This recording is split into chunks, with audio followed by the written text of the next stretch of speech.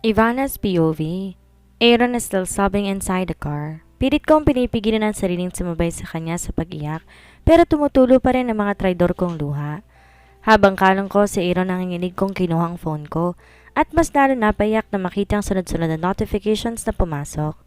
There's a video of us fighting, at marami ring mga news articles na lumabas. The last time I experienced being trending was when I caught kissing Wilson on the bar. At ngayon parang naulit na naman ang mga nangyayari at makamandag na sakit na naman ang mararanasan ko. Insults, backstabs, and hurtful words from my father. Sabi ni Christine, papakasal na sila ni Wilson, pero ba't iba ang nakikita ko? Nahulog ko ang phone ko dahil sa sobrang panginginig at dahil sa sobrang panghihina hindi ko yun napulot kaagad. Si Wilson ang nagpulot noon pero imbes ibalik sa akin, tiningnan niya yun ng matagal saka siya napamura. His jaw clenched and he immediately got his phone to call someone even though he's driving. Careful, we are with Aaron. Sabi ko pero patuloy lang siyang nakatingin sa daan. Hawak-hawak ang phone niyang nakatapat sa tenga niya. Take down everything about us on social media.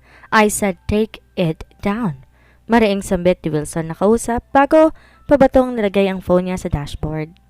Naparanok ako, tinanaw ang phone ko sa tabi ng phone niya. Mommy, what's happening? Who are those people? Aaron suddenly asked, so I stared at him. Gusto kong sabihin sa kanyang totoo pero sa huli, napailing na lang ako dahil masyado pa siyang bata para tanggapin lahat ng yon. That is the reason why I badly want to go back to Turkey. We can live peacefully there. Malayo sa mga kadugo kong masasakit na salita lang naman ang maibibigay sa akin. I love my father pero sumusobra na siya. The moment he chose Christine's happiness over me, I'm done. Tapos na ako maging isang masunuri na anak. All my life, I saw how loving father he is towards Christine. Habang ako hindi man lang mabigyan ng ngiti. I don't want my son to see that. Ayoko makita at maranasan ni Aaron yon. Kaya gustong gusto kong lumayo pero hindi papayag si Wilson. Hindi siya papayag gayong alam na niyang dadalhin ko ang anak niya. Saan man ako magpunta? Bigla kaming tumigal sa isang Turkish restaurant. Nanlalaki ang mga mata kong tumingin kay Wilson dahil sa sitwasyong to hindi na namin magagawa na kumain ng maayos. I'll just take out. Hintayin niyo ako dito? Sabi niya sabay baba. Pinanood ko siyang tumakbo papasok sa restaurant kahit umaambon ng kaunti. Daddy! Aaron cried. He will just buy foods, baby. I whispered and he calmed down. Di nagtagal, bumalik na rin si Wilson na may dalang paper bag at may lamang pagkain. Daddy! Aaron called him. Di ko napigilan pa ang pag-upo niya sa hita ng daddy niya na makaupo ito sa driver's seat. Aaron? Sabi ko at sakakmang kukunin siya pero inilingan ako ni Wilson. It's fine. Sabi niya kaya habang nagmamaneho siya, nasa lap niya lang si Aaron. Wala nagsasalita sa aming tatlo hanggang makarating kami sa building kung nasa ng penthouse niya. Kahit si Aaron tahimik lang rin na parang pinapakiramdaman ang nangyayari. Pero laking pasasalamat ko dahil tumigil na siya sa pag-iyak, kaya umatras na rin ang mga luha ko. Tahimik kami sumakay sa elevator, pero laking pasalamat ko dahil tumigil na at nakarating kami sa loob ng unit ni Wilson. Di umaalis si Aaron sa daddy niya, kaya hinayaan ko na lamang. I will sleep, I said because I felt too drained. Pero binigay sa akin ni Wilson ng paper bag na may lamang mga pagkain. Let's eat first, come on. Mahinang sambit niya kaya napahinga na lang ako ng malalim bago tumango. I prepared the foods he bought. Wala akong ganang kumain pero pinilit ko ang sarili ko, lalo na nung makita kong maganang kumakain si Aaron. Tayong tunog ng kubyertos ng maingay dahil tahimik kaming lahat. Tahimik pero imbes na awkwardness ang maramdaman ko, lungkot ang pumapaibabaw. Di ko makalimutan ang nangyari, ang pagsampal at pagsabunot ni Christine. At ang pagtulak ng daling labos na bumabalik sa isipan ko. Di ko gustong makita sila ngayong gabi. Talagang hindi ko gusto pero siguro nga maliit lang lugar na to para iwasan ko sila. So we need to go back to Turkey as soon as possible. I am done. I'm sorry. Mauna na ako sa itaas. Sabi ko at mabilis na ako naglakad papunta sa itaas nang di sila tinitingnan man lamang. Nang makarating sa kwarto ni Wilson, dumiretso ako sa banyo. Kinulong ko ang sarili ko doon. I sat on the cold floor and I hugged my knees. Unti-unti dumalo yung mga luha sa mata ko at inayaan kong lumabas ang hagulgol ko. Akala ko tapos na ako sa pag-iyak pero hindi pa pala. Nasasaktan pa rin ako. Nasasaktan pa rin ako ng sobra. Gaano ba kababa ang tingin nila sa akin? Ako ba ang dapat kong gawin para hindi nila ako pansinin? I just want to live peacefully with my son. I am not a whore. I am not a bitch. I'm trying to fix my life for my son. Nang malaman ko sa bibig mismo ni Christine ikakasal siya kay Wilson, wala na akong sinabi. I accepted it even though I am still in love with him. Hindi ko nga naisip na ipakilala si Aaron sa kanya, kaya umiiwas ako sa gulo. Lahat na nangyari hindi ko inaasahan. I did not mean to hurt Christine again. Kasalanan ko bang nabuntis ako noon? Wilson and I loved each other before she came into the picture. Sabihin na natin kilala niya na si Wilson noon. Pero wala naman akong inaagaw. Her accusations were impossible. She is a psycho. At kung saktan niya ang sarili niya, ako ulit ang may kasalanan? Hey, open the door! Nabilis kong pinunasan ng mga luha ko nang marinig ang boses ni Wilson mula sa labas. Mabilis akong tumayo at saka nagayos ng sarili kahit pa makikita niya ng tira-tira luha sa mga pisngi ko. Huminga muna ako ng malalim bago ko binuksan ang pinto at ang seryoso niyang mukhang bumungad sa akin. Kagad akong naparunok na nag-iwas ang tingin. Si Aaron? He is asleep. Are you crying? Kagad na sambit ni Wilson, sabay pasok kaya napatras ako. I shook my head. Bala ko sana lumabas na banyo pero hinawakan niyang palapulsuhan ko kaya hindi ako nakalabas. Look at me. Marahang utos niya. Di ako nakakarinig ng galit o inis mula sa boses niya. Ang rahan ng boses niya ngayon at parang gusto kong maiyak muli dahil ito ang Wilson na iniwan ko 5 taon nang nakakalipas. Dahan-dahan ko siyang tiningnan. Tulad ng inaasahan ko, muli na namang nahulog ang mga luha galing sa mga mata ko. Please, hayaan mo na kaming bumalik sa Turkey. Puno ng sakit na sambit ko pero umigting lang ang panga niya. Why? Because you think I am marrying your half-sister? I shook my head while crying. Dahil ayoko ng gulo. You won't go back to Turkey? No, Ivana. I won't let you. Wilson, kung si Aaron ang inaakala mong pwede mo kaming bumisita, I will let you visit him as long as you want. Just let us leave. Ayoko dito. I hate here. Nagmamakawang sambit ko, pero namula lang ang mga mata niya. Why are you so eager to go back to that country? I sighed. Sinubukan kong alisin ang pagkakahawak ni Wilson sa akin, pero sobrang higpit nito. I just want to live peacefully. Not even in my dreams, Ivana. No way. No way.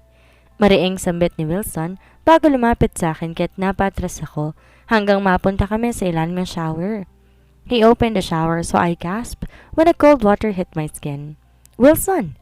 Sigaw ko sabay tulak sa dibdib niya pero mabilis niya ako hinapit sa bewang. I am not marrying anyone. At may kasalanan ka sa akin. You left me 5 years ago and your punishment is to stay here. Hindi ka aalis. Hindi kayo aalis ng anak ko. I will give Aaron my name because he deserves it. I will never let you leave. Never. Mariing sambit niya kaya kumabog na mabilis ang puso ko. Ayoko mag-isip ng kakaiba. Pero kapwa kami nababasa ng shower ngayon habang dikit na dikit ang mga katawan namin. Di ako makatingin sa kanya dahil biglang umusbong ang init sa katawan ko. I thought you're marrying... Can't you see that? Your sister is crazy. He said before he lifted up my chin so I could look up at him. Malamig ang tubig pero init ang nararamdaman ko. Maybe because you gave her intentions. No way! He said before rubbing my lips with his thumb. Napaawang ang labi ko dahil doon. Tsaka nanayurin ang lalamunan ko. Let me go, Wilson? Mariing sambit ko pero nagdilim lang ang mga mata niya. Hindi pa ba sapat ang 5 taon? What? Instead of answering me, he attacked my lips with his hungry kisses. Nagulat ako kaya hindi ako nakagalaw kaagad, pero kalaunan tinulak ko siya ng malakas sa dibdib, kaya natigil siya sa paghalik sa akin. Ano ba? Napangisi siya at kagad akong sinandal sa pader. Muli ko siyang tinulak sa dibdib, pero nangihina pa rin ako, kaya hindi yun kalakasan. Binaon ko ang kuko ko sa braso niya kaya naman napatingin sa doon. I don't want this. I want this. I want the feisty one, Ivana. He whispered huskily before kissing me again. And this time I let him. Humigpit ang kapit ko sa braso niya habang hinahalikan niya ang mga labi ko. Mas lalo ko ng hina dahil sa mga halik ni Wilson, pero mabuti na lang at humigpit ang pagkakahawak niya sa bewang ko, kaya hindi ako tuluyang natumba. Si Aaron, tulog na. Sabi niya habang patuloy akong hinahalikan. At kahit anong pigil kong wag tanggapin mga pinaparamdam niya, hindi ko rin napigil ang sariling halikan siya pabalik. Tuluyang naging blankong pag-iisip ko. Tuluyan ko nang nakalimutan ang lahat. I let his hands wander around my body. and when he lifted my shirt, I raised my hand so he could take it off. We need a bed. Mahinang mura niya habang ako'y wala ng lakas. Mabilis niya akong binuhat. Wilson? Napasinghap na lang ako na maglakad sa palabas ng banyo habang buhat ako. We are dripping wet, but he does not mind it. Tuloy-tuloy ang paglalakad niya habang hindi hinihinto ang paghalik sa akin. At ilang saglit pa pumasok kami sa guest room sa tabi lang ng kwarto niya. I cried in pleasure when it slightly cupped my breast. Wilson, I groaned because I am new to this. My body is new to this because the last time I felt was 5 years ago. Pinahiga niya ako sa kama at kagad siyang pumatong sa akin. We are both wet, but he doesn't care. Nang maayos niyang posisyon namin, kaagad niyang pinalandas ang kamay niya sa katawan ko. At matapos ng ilang taon muli, pinaramdam sa akin ni Wilson ang kanyang pagmamahal at tuluyan na niya akong inangkin. We did it for more than thrice and I lost my count. I just knew that we stay awake until dawn, and my body is very tired and I am sore down there. Daddy, where's Mommy? Is she sick? She's tired. Baby? Why? Bigla ako nalimpungatan dahil sa narinig ko. Let your mom sleep. No, Daddy. I'm hungry already. Unti-unti akong bumangon at napangiwi nang makaramdam ng sakit sa gitnang bahagi ng hita ko at sa ibang parte rin ng katawan ko. Nagpalingani nga ako sa loob ng kwarto at napatunayan ko na sa guest room pa rin ito. Pero rinig ko na ang usapan ni Wilson at Aaron sa labas. Dahan-dahan kong tinignan ang katawan ko sa ilalim ng comforter at nakita ko na may malaking damit akong suot na siguradong kay Wilson at may underwear din. What just happened? Did it really happen? Bigla ako napatingin sa pinto nang bumukas ito. Kagad pumasok si Aaron at kasunod nito si Wilson. Di ko na natingnan pa si Wilson dahil tumakbo si Aaron papunta sa akin at kagad namupo sa bandang tiyan ko kaya napangiwi ako sa sakit. Ouch! Daing ko dahil tumalon-talon pa si Aaron. Aaron? Sabi ni Wilson, saka mabilis ginuha si Aaron na nakaupo sa tiyan ko kaya napapikit akong mariin at nanghihinang sumandal sa headboard ng kama. Mommy, why did you sleep here? Tanong ni Aaron kaya't napahilot ako sa sentido ko habang nakapikit pa rin. Ilang sandali pa'y naramdaman ko ang pag-upo ni Wilson sa tabi ko at nilingon ko siya. Na magtagpo ang mga mata namin. Bigla, tumibok na mabilis ang puso ko at naramdaman kong awkwardness at ang kaba. What just happened? I gave myself to him, not just once or twice. What happened, Ivana? Sore? He asked lightly and made my cheeks heated. Di ko siya sinagot kasi nag-iwas lamang ako ng tingin. Mommy, I'm hungry, Aaron said. I think I cannot walk. Your dad can cook, Aaron? I said and my son's lips parted. Daddy, let's go. Hinila ni Aaron patayo si Wilson kaya bumaba na ito sa kama. I am literally not feeling well. I think I will get sick. Do you want something?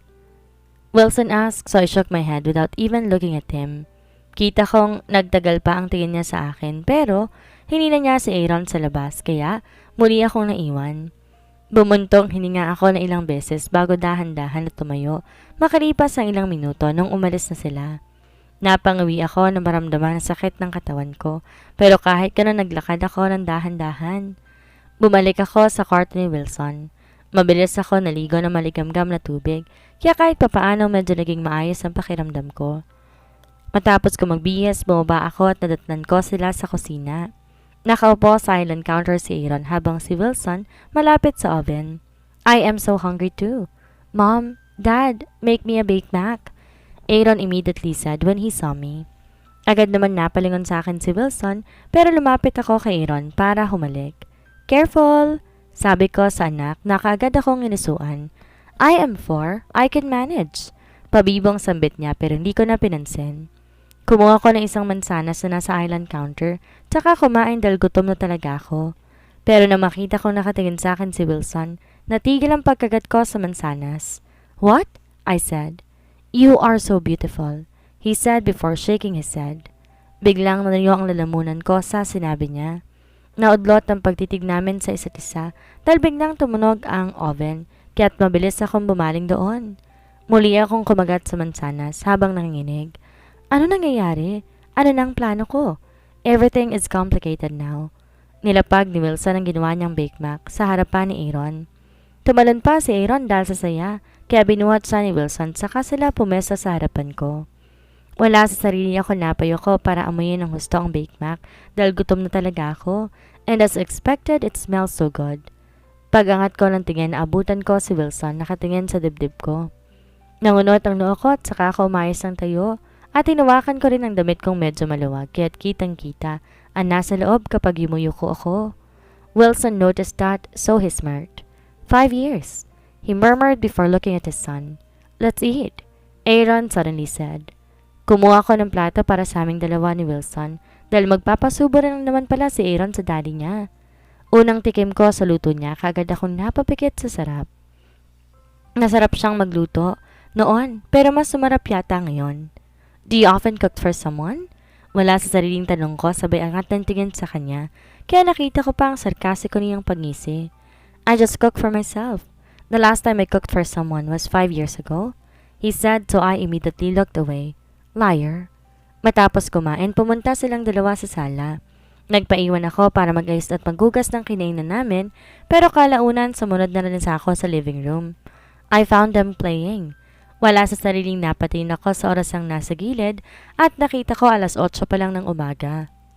I have a meeting today, I forgot. Biglang sabi ni Wilson. I will go with you, Daddy. Sabi ni Aaron at pipigilan ko siya dapat, pero tumango na si Wilson. You and your mom will go with me, he said. No, I'll just go somewhere. Si Aaron na lang ang dalhin mo. Sabi ko pero pinaningkitan niya ako ng mata. No, hindi ako aalis kasi hindi ko iiwan ang anak ko. I just need to unwind.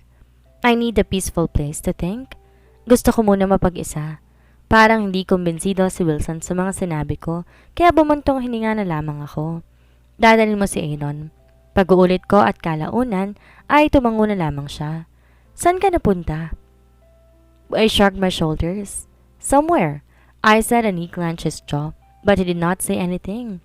Pinaliguan ko at pinagbihis si Aaron habang naghahanda pa rin si Wilson. At dahil nakaligo na ako kanina, nagbihis na lang din ako. I want to be alone, even for an hour. Gusto ko mag-isip. Gusto kong maliwanagan sa mga bagay-bagay. Sabay na natapos sa pagbibihis si Aaron at Wilson. Wilson is wearing his usual black tux and Aaron is wearing his black polo, and I made him wear slacks too. A little version of Wilson indeed. Daddy, where are we going? Marami ang naging tanong ni Aaron habang pababa kami. At nang makarating sa basement, pinapasok ko lang si Aaron sa kotse bago tingnan si Wilson. Mauna na kayo, sabi ko, pero seryoso lang niya akong pinanonood. I am warning you. I won't escape, Wilson. I promise. Sabi ko kaya tumigting ang panga niya bago siya lumapit sa akin. Siguraduhin mo. Madiing sambit ni Wilson. Bago ko hinalikan sa noo, nakinangiti ko ng bahagya. Hindi ko na alam ang gagawin ko. Di ko na alam ang desisyong gagawin ko. Put your number in my contacts, he whispered before giving his phone to me. Nilagay ko naman ang number ng Philippine SIM card ko bago naglakad palabas ng basement. Medyo makulimlim ang panahon kaya't nagbigay yan ng kakaibang kalungkutan sa akin. Di ko alam saan ako pupunta, pero ilang sandali pa ay nakita kong sarili ko sumasakay sa taxi papunta sa building ng dati kong kondo. Bibisitahin ko ang lugar na saksi sa naging pagkalalaki ko. May kondo, so my struggles for being alone. Di nagtagal, nakarating ako sa dati kong kondo. Sarado ang pintuan at wala akong susi, kaya hindi ko to mabubuksan. Dahan-dahan kong hinawakan ng pinto at bumalik sa isipan ko ang maraming mga alaala. I smiled sadly. I don't know what to do. Sabi ko sabay sandal sa pinto nang inuuwian ko noon. Para akong ligaw na bata na hindi alam ko saan pupunta.